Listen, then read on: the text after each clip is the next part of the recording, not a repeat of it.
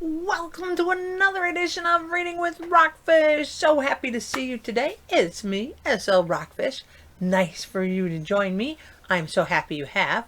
It's the end of summer where I live. It's Labor Day weekend, and summer is winding down, as we say, and school is starting. Around here, everyone should be back in some sort of school reality on Tuesday, September 8th. Some people are going virtual, some people are going in person, some people are going blended. It all depends on where you go. I know, crazy. But we'll get through coronavirus somehow, and hopefully someday soon we can all open up and be in person and be high-fiving each other or elbowing. Anyway, so glad you could join me. As you know, today is Reading with Rockfish on the SL Rockfish channel, and I was thinking, because I would really rather see my students in person, and I was feeling kind of down about it, but then I found this book, and the title just spoke to me. Of course, it's Dr. Seuss, so it's great, and its title is, Did I Ever Tell You How Lucky You Are? I don't often think of myself as lucky. Fortunate, yes. Lucky, I know they're synonymous, but as school starts and I would rather be in person and I'm stuck doing virtual, I was like, oh, harumph. But really, I'm lucky. And then I read this book, and it's all about being lucky. Come on, I'll show you. We have Did I Ever Tell You How Lucky You Are by Dr. Seuss. You know, the man, the myth, the legend. Went to the library. This book is now overdue, so I'm sorry, library. You'll get it as soon as I'm done. There's the Dr. Seuss. Love his artwork. Oh my gosh, if you're an artist at home, practice your Dr. Seuss. Look at this hair. It looks like I'm a Dr. Seuss character. Oh well, it's beautiful outside, and I just came in from outside to make the video, and I'm just going to go with it. So, and it's going to be, look behind me, fluency fun. Fluency fun. That's why we read these books, to practice our fluency, learn a good story, and just be an all-around good reader. So come on. Here's the title page. Did I Ever Tell You How Lucky You Are? By Dr. Seuss. Look at, he does not look lucky, but he is. Or is he? Here's a dedication. This book, with love, is for Phyllis the Jackson. I wonder who Phyllis the Jackson is. She's lucky to get a Dr. Seuss book. When I was quite young and quite small for my size, I met an old man in the desert of Dries, and he sang me a song I will never forget. At least, well, I haven't forgotten it yet. Love the rhythm of the Dr. Seuss. He sat in a terrible, prickly place, but he sang with a sunny, sweet smile on his face. When you think things are bad, when you feel sour and blue, when you start to get mad, you should do what I do. Just tell yourself, ducky, you're really quite lucky. Some people are much more, oh, ever so much more, oh, muchly and muchly much more unlucky than you. I guess that's a longer way of saying it could always be worse. Look at the artwork on that. Oh my gosh, way to go, Seuss. Be glad you don't work on the Bungle Bung Bridge that they're building across Boober Bay at Bum Bridge. It's a troublesome world. All the people who are in it are troubled with troubles almost every minute. You ought to be thankful a whole heaping lot for the places and people you're lucky you're not. I guess we all have somebody we're lucky we're not. Just suppose, for example, you lived in Gazette and got caught in that traffic on Zate Highway 8. Not Zate Highway 8. They do not look happy. But the artwork is awesome. Or suppose, just for instance, you lived in Gazer with your bedroom up here and your bathroom up there. I live kind of like that. Ooh, gotta go all the way to the bathroom. Ooh, that's too far. Especially as you get older. Suppose, just suppose, you were poor Herbie Hart, who has taken his thrumbambulator apart. He never will get it together, I'm sure. He never will know if the gick or the goor fits into the scrux or the snucks or the snore. Yes, ducky, you're lucky you're not Herbie Hart, who has taken his thrumdimbadoobalurber apart. Try saying that 10 times fast. Thrumdimbulator apart. Thrumdimbulator. I don't even know what a thrumdimbulator is, but I like it. Think they work you too hard? Think of poor Ali Sard. He has to mow grass in his uncle's backyard, and it's quick growing grass, and it grows as he mows it. The faster he mows it, the faster he grows it, and all that his stingy old uncle will pay for his shoveling that mower around in that hay is piffulous pay of 2 duklas a day, and Ali can't live on such piffulous pay. So, imagine having to do that. So, he has to paint flagpoles on Sundays in grooves. How lucky are you don't live in his shoes, having to paint flagpoles. And poor Mr. Bix, every morning at 6, poor Mr. Bix has his borfin to fix.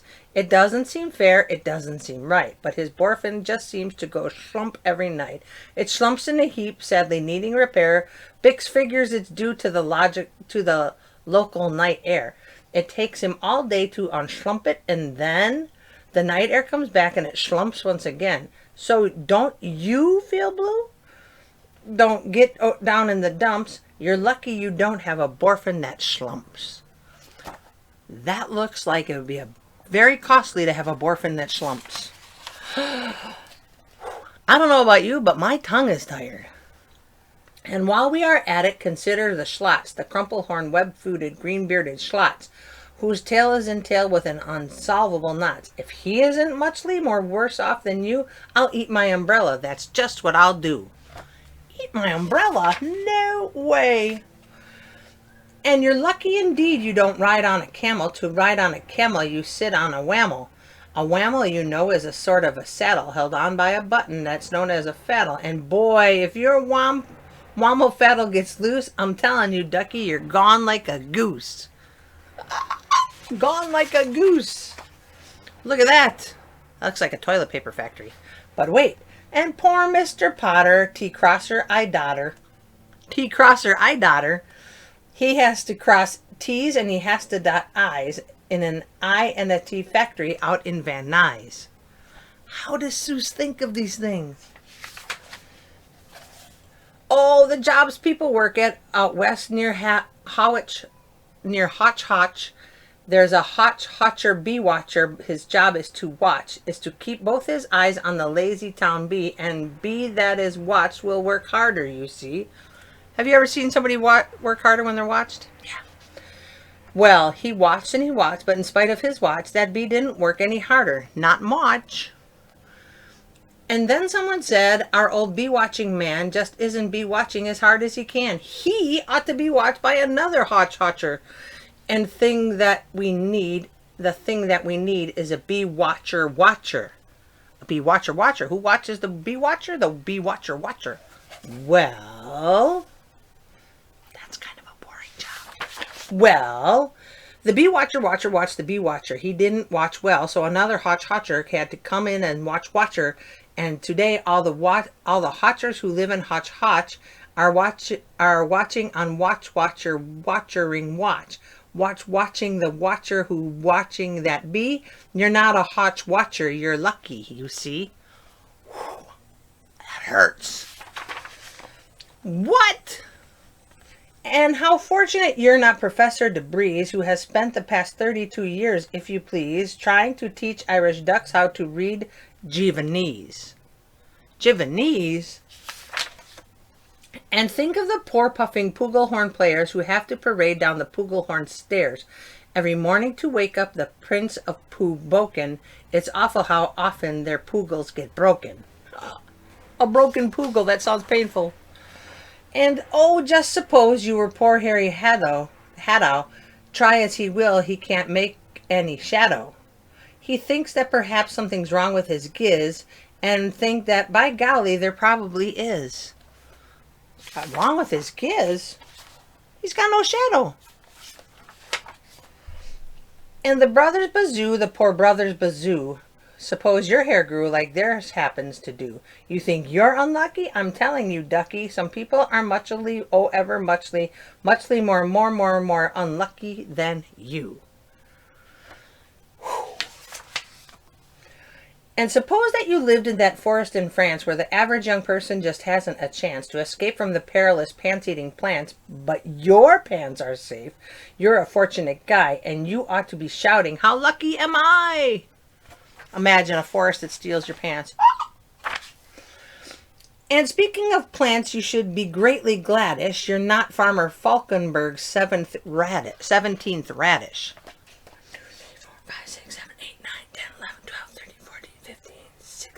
17th. Ooh, that is the 17th radish. And you're so lucky you're not Gucky Gown, who lives by himself 90 miles out of town in the ruins of Rourke. Rourke is rather run down. And you're so lucky you're not a left sock left behind by mistake in the caverns of Croc. Not the caverns of Croc. Yes.